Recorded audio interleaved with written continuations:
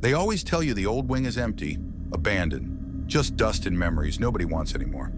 That's what they told me anyway. It was my third month on the night shift at St. Jerome's General, a hospital so old I'm pretty sure the blueprints were drawn on parchment. The new wings are exactly what you'd expect. Sterile, bright, all polished chrome, and the steady rhythmic beeping that means everything is okay.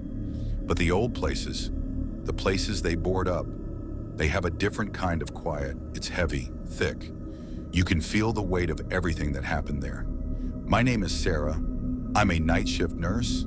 I'm a practical person. I believe in science, in vital signs, in the things you can measure and treat. I always figured the stories about hospital hauntings were just stories.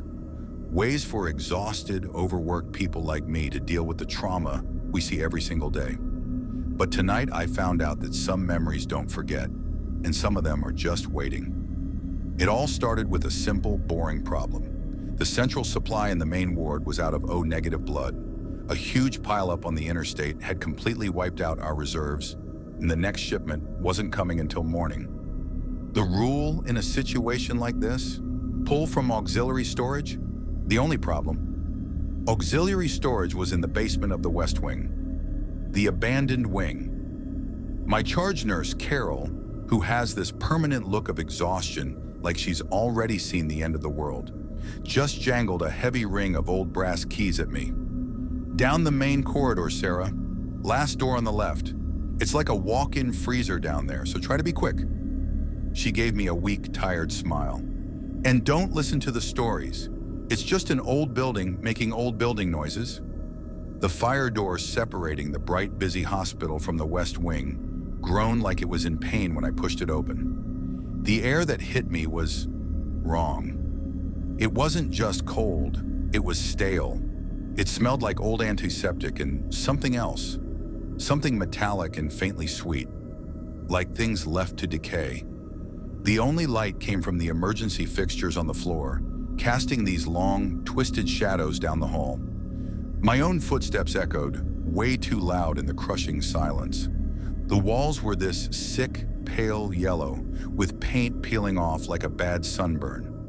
Empty gurneys were just lined up against the wall, wheels locked, caked in dust. As I walked, I could see into the old patient rooms through the cracked open doors, just rusted bed frames and chairs knocked over.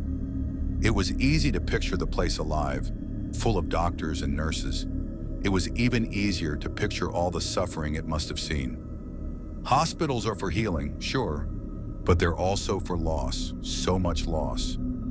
I found the supply room at the end of the hall, just where Carol said it would be. The key was a pain, scraping in the lock before it finally turned with this loud, grating click that just shattered the silence. The door swung open into total blackness. I fumbled for my phone, flicked on the flashlight, and swept the beam across the room. Shelves from floor to ceiling, full of boxes, old files, dusty equipment, and, thank God, a small, humming refrigerator in the corner. I stepped inside, and the heavy corridor door, which I'd propped open, swung shut behind me. The soft click of the latch echoed in the tiny room, leaving me in the dark with just my phone's little light. My heart was hammering. Just an old building, I whispered to myself, but my voice sounded tiny and weak. I said it again, like a prayer, as I found the blood packs and signed them out on the clipboard, my hands shaking. That's when I heard it, the first sound that wasn't me, a whisper. It was so faint I was sure I imagined it.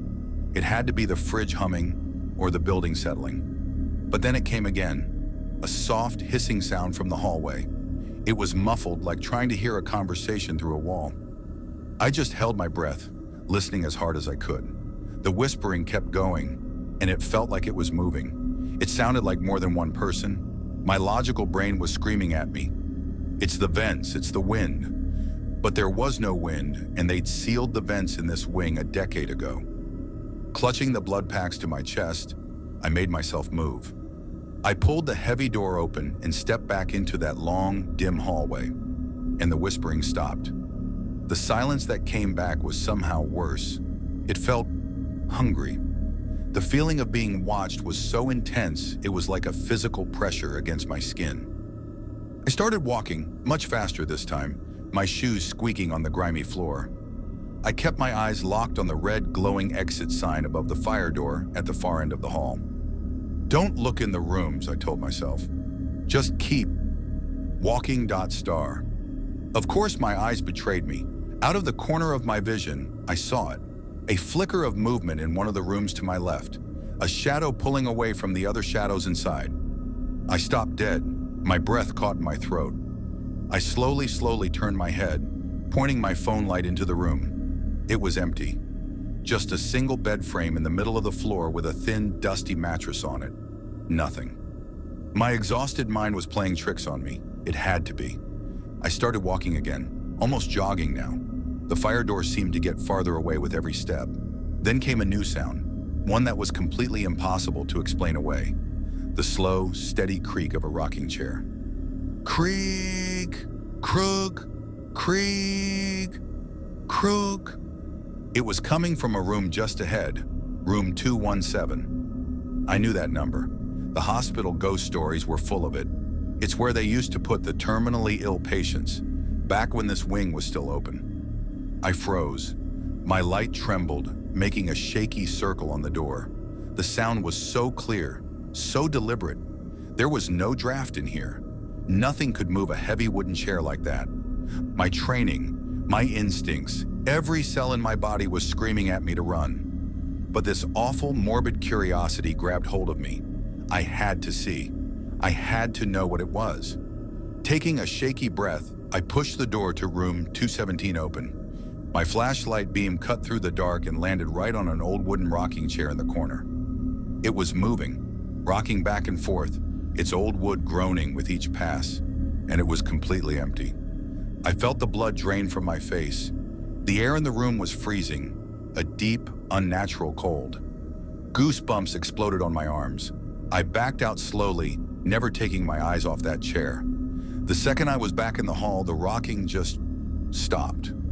Silence again. I didn't need another warning. I ran. My feet pounded on the floor, the noise deafening. The hallway seemed to stretch out in front of me, like some kind of nightmare. And the whispers came back, but louder now, swirling around me. They weren't just hisses anymore. I could almost hear words, scraps of pleas and moans. Help me. So cold. Let me out.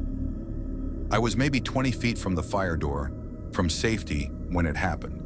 A figure just stepped out of a doorway, right in my path. Not a shadow this time. It was solid, real.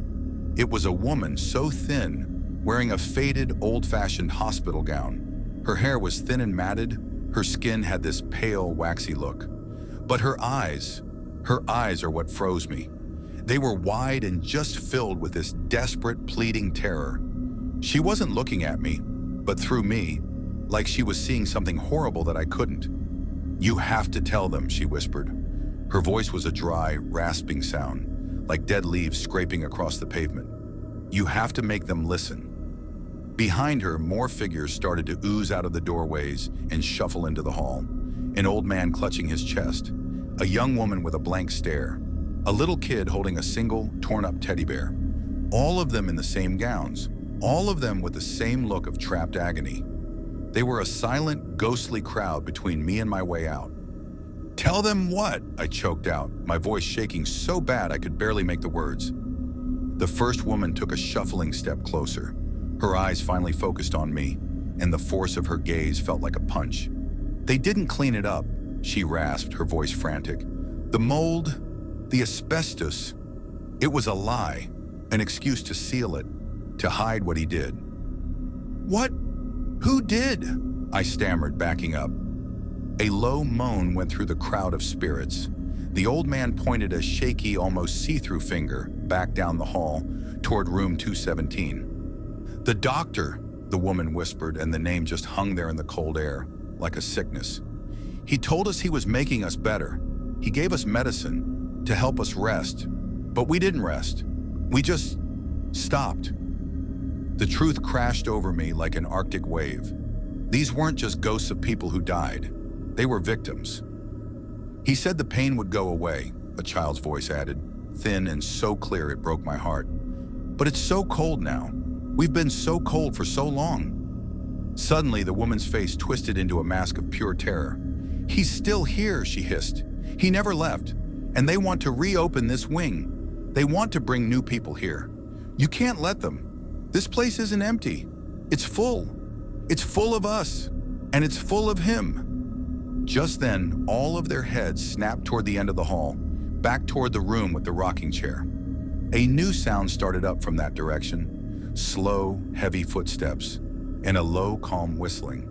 The spirits dissolved like smoke, vanishing back into their rooms and leaving me alone in the hall, alone with the sound of those approaching footsteps. I didn't wait to see who was whistling. I threw myself at the fire door, slammed the panic bar with everything I had, and fell back into the bright, safe, modern world of the main hospital.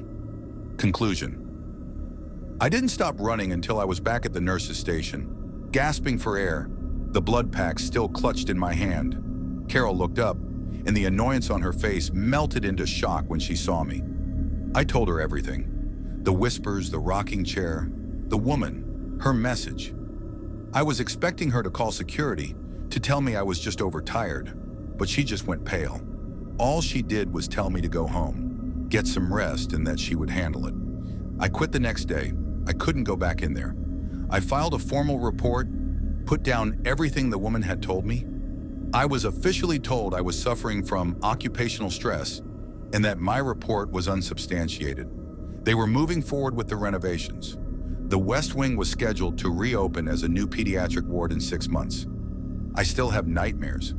I see that woman's pleading eyes. I hear that little boy's voice complaining about being cold. And sometimes in the middle of the night, when it's completely silent, I think I can hear a faint, calm whistling on the wind. I did what she asked. I told them, but nobody listened.